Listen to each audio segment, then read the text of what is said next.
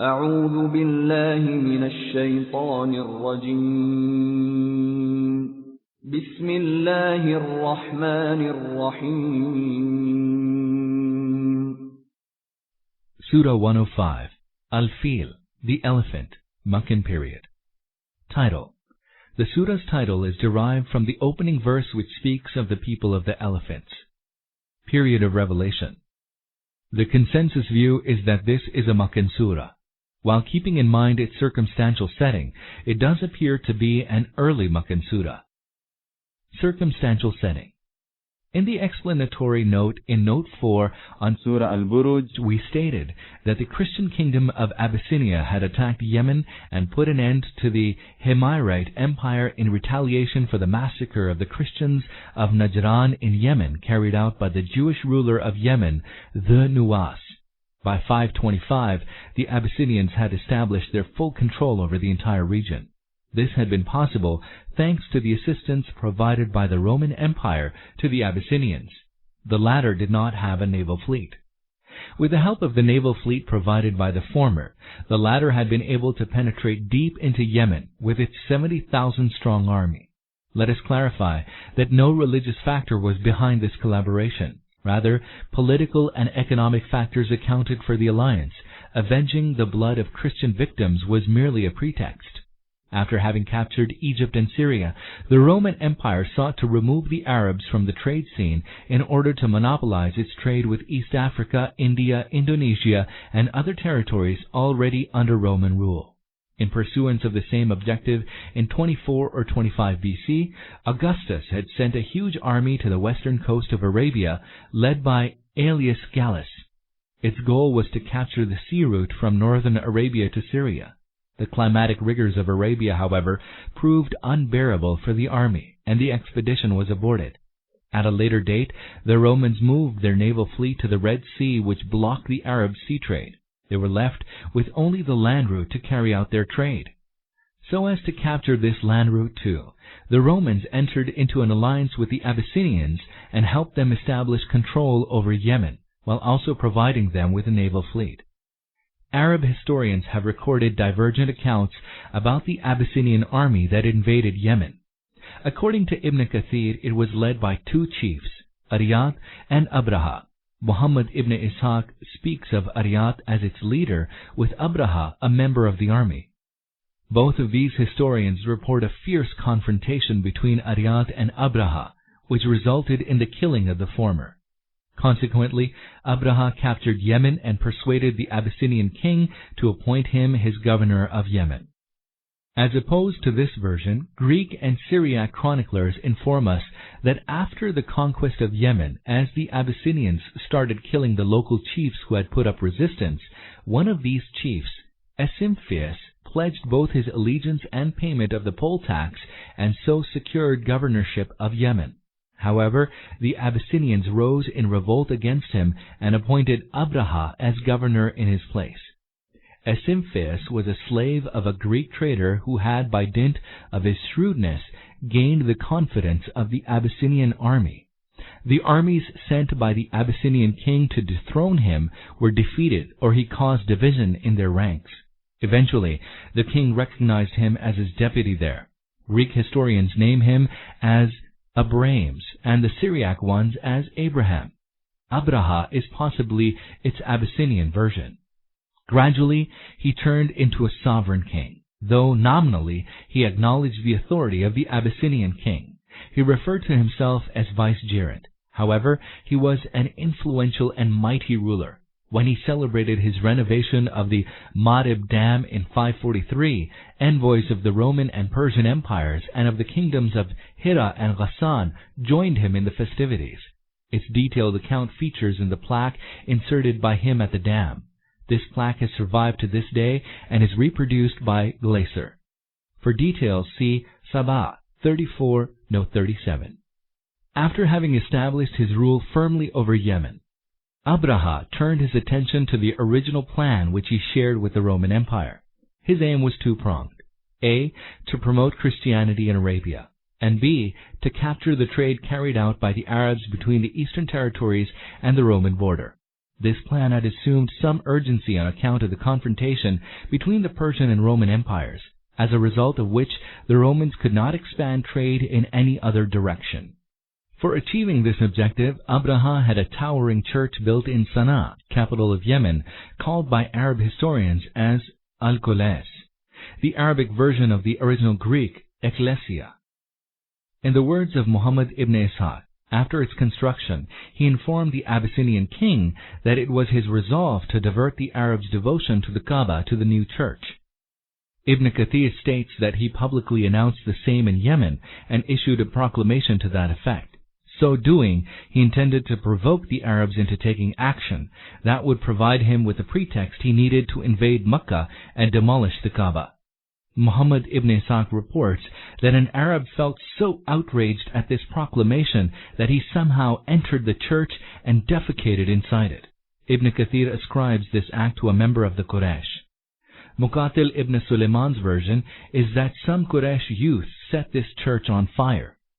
In view of Abraha's provocative proclamation, any of the above incidents was to be expected. It is not at all surprising that in the Jahiliyyah period, some Quraysh youths may have burnt down the church, or that some Arab may have defecated inside it. It is also likely that Abraha may have planted someone to damage the church, thereby legitimizing his invasion of Mecca. By destroying the Quraysh and thus placing all the Arabs under his awe, he could easily achieve both of his objectives. Whatever be the case, when Abraha received the report about the desecration of the church at the hands of some devotee of the Kaaba, he vowed to demolish the same. In 570 or 571, Abraha proceeded towards Mecca leading a 60,000-strong army which had 9 or 13 elephants as part of its force. On the way, he was first confronted by a Yemeni chief, Dhu Tafheem. He, however, was quickly defeated and arrested. In the Qatam region, Abraha's army was challenged by an Arab tribal chief, Nufal ibn Habib. He too could not match Abraha's strong and resourceful army and was also arrested. To save his own life, though, he agreed to act as a guide for Abraha's army. When Abraha reached near Taif, the Banu Thaqif realized that they were no match to the invaders. Apprehending the desecration of the temple and of their idol, Lat, their delegation called on Abraha and offered to guide his army, if he spared their temple. Abraha accepted this offer, and the Banu Thaqif's representative, Abu Rigal, joined the army as a local guide. At some distance from Mecca, at a place called Al-Mughammas or Al-Mughammis, Abu Rigal died. For a considerable time thereafter, Arabs used to stone his grave, thereby expressing their disapproval of his betrayal. They also taunted the Banu Thaqif for their collusion with the invaders of the Kaaba in order to protect their own shrine to Lat. Muhammad ibn Ishaq relates that the advance contingent of Abraha's army took away the cattle belonging to the people of Tihama and of the Quraysh, including 200 camels of Abdul Muttalib, the Prophet's grandfather. Abraha deputed his envoy to the Meccans, telling them that he did not intend to fight them. His only objective was to demolish the Kaaba. He promised them amnesty if they did not resist him. He had directed his envoy to bring along with him the Meccan chief, if he was interested in negotiation. Abdul Muttalib was then the Meccan chief. The envoy conveyed to him Abraha's message. He replied, "We do not have the strength to engage Abraha. This is the house of God. If he wants, he will save and defend it." The envoy asked him to call on Abraha, to which he agreed. Abraha was struck by his towering personality and stepped down from his throne in order to receive him. He asked Abdul Muttalib if he could do anything for him. In response, the latter asked him to return his 200 camels, captured earlier by his army. Abraha replied, "I was impressed by your personality, but your reply has lowered my estimation of you. You ask for the return of your camels while you say nothing about the Kaaba, which has been for long your forefathers' shrine." Abdul Muttalib retorted, "I am the owner of only my camels and request you about the same. As for the Kaaba, it is the house of God, who will protect it himself." Abraha replied that his Lord would not be able to so defend it from him. Abdul Muttalib then said that this was a matter between him and the Lord. He then left Abraha, who returned to him his camels. Ibn Abbas's version, however, is different. It makes no reference to the demand to return the camels. According to Abd ibn Humayd, Ibn al-Mundir, Ibn Murdawayh, Hakim, Abu Nu'aym, and Bihaqi, who all cited reports on this incident on Ibn Abbas's authority. When Abraha reached Al-Sifa, a place between the mountains of Arafat and Taif that is situated near the boundary of Haram, Abd al-Muttalib called on him. Abraha asked him if he needed anything and regretted that he had come all this way to him. He also plainly told him that he was there to demolish the sanctuary. Abd al-Muttalib reported, "It is the house of God. So far, he has not let anyone establish his authority over it." Abraha, however, reiterated his resolve to demolish it. Abd al-Muttalib offered him anything he wanted on condition that he left Mecca without damaging the Kaaba. Abraha refused and ordered his army to advance.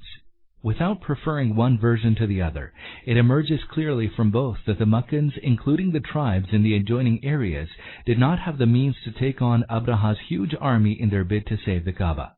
They did not, therefore, put up any resistance.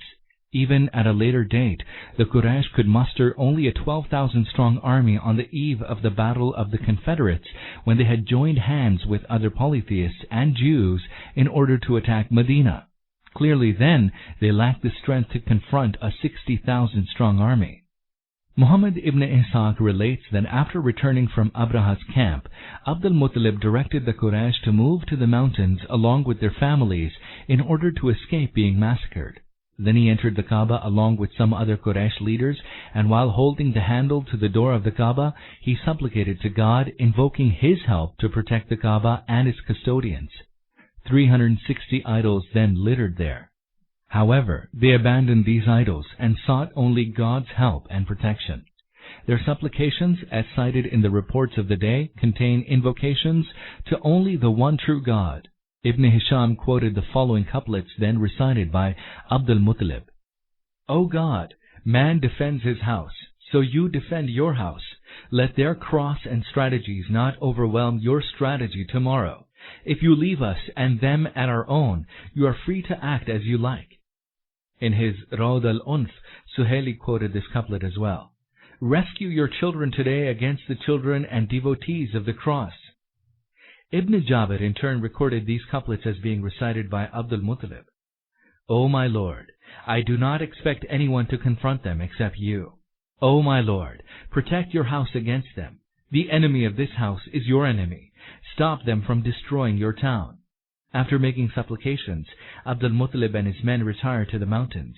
The next day, Abraha proceeded to enter Mecca.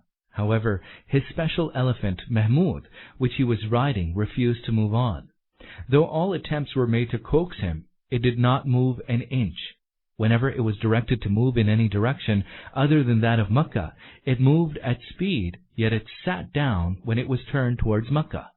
In the meantime, there suddenly appeared swarms of birds carrying stones in their beaks and claws, which they pelted upon the Abyssinian army.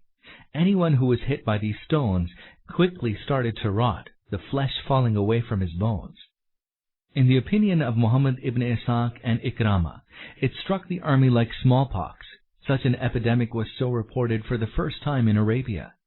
Ibn Abbas describes that one hit by such stones developed an itch which led to the bursting of their skin and their flesh falling away. The other report by Ibn Abbas relates that the flesh and blood of those hit by these stones melted, bearing the bones. Abraham met the same fate. His body disintegrated, with his flesh falling away from its skeletal frame. These pieces of flesh rotted in no time. Panic struck the army, and they retreated towards Yemen and sought the help of their local guide, Nufail ibn Habib. However, he flatly refused, saying, "Where is the escape route for you while God is after you?" Abraha, the split nose, lies subdued. He is not the conqueror. In the ensuing stampede, many died. Ata ibn Yasar clarifies that all the members of the army did not die then and there. Some collapsed on the spot, while others died as they fell on the way. Abraha, too, breathed his last on reaching the town of Khatam. The above calamity struck the Abyssinians at Muhassir, a place that lies between Muzdalifah and Mina, near the Muhassab valley. Imam Jafar Sadiq's account of the Prophet's farewell pilgrimage, which he related on the authority of his father, Imam Muhammad Baqir and Jabir ibn Abdullah, and which is cited by Muslim and Abu Dawud, is as follows. As the Prophet, peace be upon him, moved from Muzdalifah to Mina, he accelerated his pace while crossing the Muhassir Valley. Imam Nawawi explains that the calamity that befell the people of the elephant also occurred at the same point. It is part of Sunnah to cross this valley at a fast pace. In his Muwatta, Imam Malik reports that the Prophet, peace be upon him, said, "The entire Muzdalifah is fit for staying in. However, the Muhassir Valley is not fit." The following couplets by Nufail ibn Habib, cited by Ibn Ishaq, throw further light on this. O Rudena, had you seen it, but you will not see what we saw in the Muhassir Valley. I thank God on observing the birds, though I apprehended lest the stones might strike us. All of them were looking for Nufail, as though I owed some debt to these Abyssinians. This historic incident soon gained fame across Arabia. Many poets composed odes in order to commemorate it. All these odes attributed to God's supreme power. No idol worshipped inside the Kaaba at that time is even implicitly credited with the rescue. Take these couplets by Abdullah ibn al-Zibara as illustrative. Those 60,000 could not return to their homes. Even those who fled, including their chief, Abraha, did not survive. Ad and Jurhum flourished there prior to the appearance of the Abyssinians.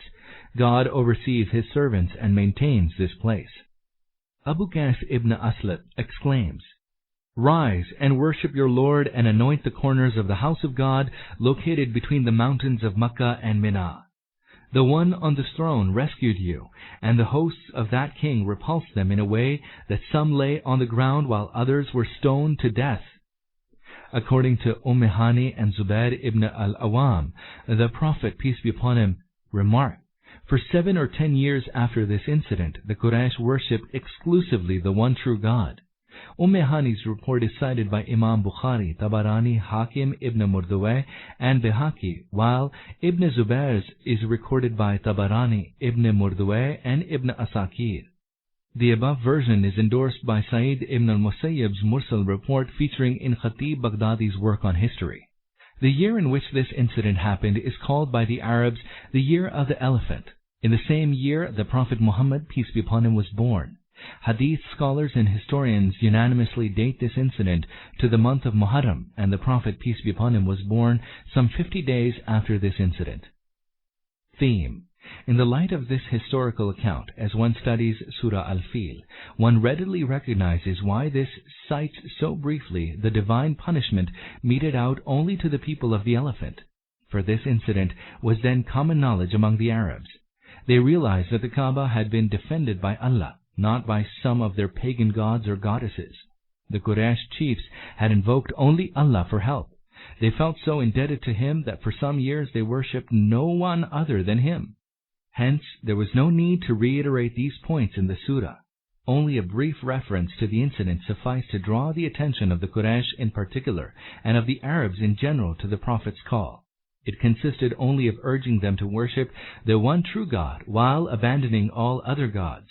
Another lesson embedded in this incident for them was that if they try to suppress the Prophet's call, Allah, who has routed the people of the elephant, may afflict them with His punishment as well. Bismillahir Rahmanir Rahim. In the name of Allah, the most merciful, the most compassionate. ألم تر كيف فعل ربك بأصحاب الفيل؟ Have you not seen how your Lord dealt with the people of the elephants? 1. Though the address apparently is directed to the Prophet, peace be on him, its real addressees are not only the Quraysh but all the people of Arabia, who were well aware of the event. At many places in the Quran the words Alam Tara, have you not seen, have been used, and they are meant not to address the Prophet, peace be on him, but the people in general. For example, see Surah Ibrahim, Ayat 19, Surah Al-Hajj, Ayats 18, 65, Surah An-Nur, Ayat 43, Surah Luqman, Ayats 29, 31, Surah Fatir, Ayat 27, Surah Az-Zimr, Ayat 21. Then, the word seeing has been used here to signify that in and around Makkah and in the vast country of Arabia, from Makkah to Yemen, there were many such people still living, who had witnessed with their own eyes the event of the destruction of the people of the elephant. for it had occurred only about 40 to 45 years earlier. And the people of Arabia had continually heard it described by the eyewitnesses themselves, so that they had become so certain of it as though they had seen it with their own eyes. 2. Here, Allah has not given any detail as to who were the people of the elephant, wherefrom they had come and what was the object of their march, for all these things were well known among the people.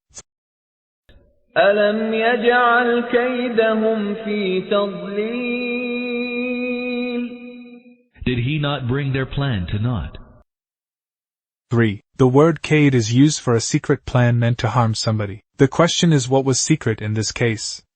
60,000 troops together with several elephants had openly come from Yemen to Mecca, and they had kept no secret that they had come to destroy the Kaaba. Therefore, there was nothing secret about this plan. However, what was secret was the motive of the Abyssinians. They, by destroying the Kaaba, crushing down the Quraysh and intimidating the Arabians, wanted to take control of the trade route that led from South Arabia to Syria and Egypt. This motive they kept hidden, and instead proclaimed their intent that they wanted to destroy the Kaaba, the principal house of Arab worship, in retaliation for the pollution of their cathedral by the Arabs.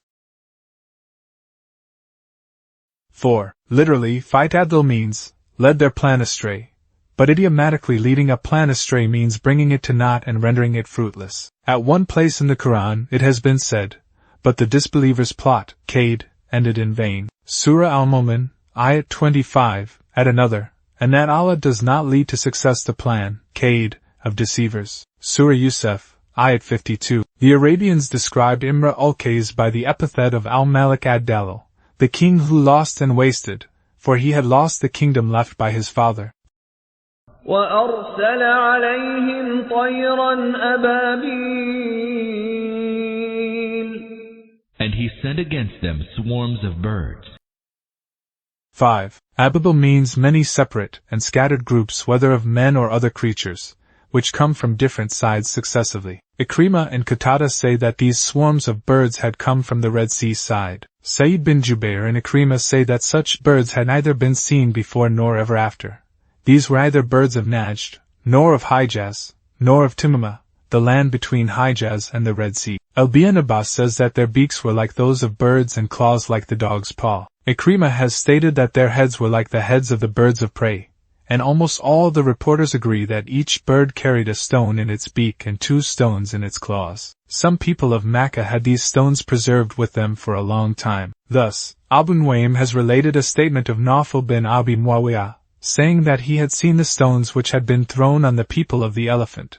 They equaled a small pea seed in size and were dark red in color. According to Ibn Abbas's tradition that Abu Nuaym has related, they were equal to a pine kernel, and according to Ibn Marduyah, equal to a goat's dropping. Obviously, all the stones might not be equal but differing in size to some extent. تَرْمِيهِمْ بِحِجَارَةٍ مِّن سِجِّيلٍ. Which smote them with stones of baked clay. 6. Literally, by Hijarat min Sijil means stones of Sijil type. Ibn Abbas says that Sijil is the Arabic version of the Persian sang and gil, and it implies the stones made from clay and become hard when baked. The Quran also confirms the same. In Surah Hud, Ayat 82, and Surah Al-Hijr, Ayat 74, it has been said that stones of baked clay, Sijin, were rained on the people of Lot, and about the same stones in Surah Ad-Shariyat, Ayat 33, it has been said that they were the stones made from clay, Hijrat min tin. Hamid ad-Din Farahi, who in the present age has done valuable work on the research and determination of the meaning and content of the Quran, regards the people of Mecca and other Arabians as the subject of Tafheem in this verse, who are the addressees of Alam Tara. About the birds he says that they were not casting stones but had come to eat the dead bodies of the people of the elephant. A resume of the arguments he has given for this interpretation is that it is not credible that Abdul Muttalib should have gone before Abraha and demanded his camels instead of pleading for the Kaaba, and this also is not credible that the people of Quraysh, and the other Arabs who had come for Hajj, did not resist the invaders and leaving the Kaaba at their mercy had gone off to the mountains. Therefore, what actually happened was that the Arabs pelted the army of Abraha with stones, and Allah, by sending a stormy wind charged with stones, destroyed it completely, Then the birds were sent to eat the dead bodies of the soldiers. But, as we have already explained in the introduction, the tradition does not only say that Abdul Muttalib had gone to demand his camels, but it says that he did not demand the camels at all but tried to dissuade Abraha from attacking the Kaaba. We have already explained that according to all reliable traditions, Abraha's army had come in Muharram when the pilgrims had gone back, and also it was beyond the power of Quraysh and other Arab tribes living in the surrounding areas to resist and fight an army 60,000 strong. They had hardly been able to muster a force 10 to 12,000 strong on the occasion of the Battle of the Trench, Azab, with the help of the Arab pagans and Jewish tribes. Then how could they have mustered courage to encounter an army 60,000 strong? However, even if all these arguments are rejected and the sequence of the verses of Surah Al-Fil only is kept in view, this interpretation is seen to go against it. If it were so that the stones were cast by the Arabs and the people of the elephant were rendered as chaff, and then the birds came to eat their dead bodies, the order would be this: you were pelting them with stones of baked clay, then Allah rendered them as chaff eaten up, and then Allah sent upon them swarms of birds. But here we see that first Allah has made mention of sending swarms of birds. This is immediately followed by Tafheem by Hijrat min Sijil, which were pelting them with stones of baked clay, and then at the end it is said that Allah made them as straw eaten up. فَجَعَلَهُمْ كَعَصْفٍ مَأْكُولٍ,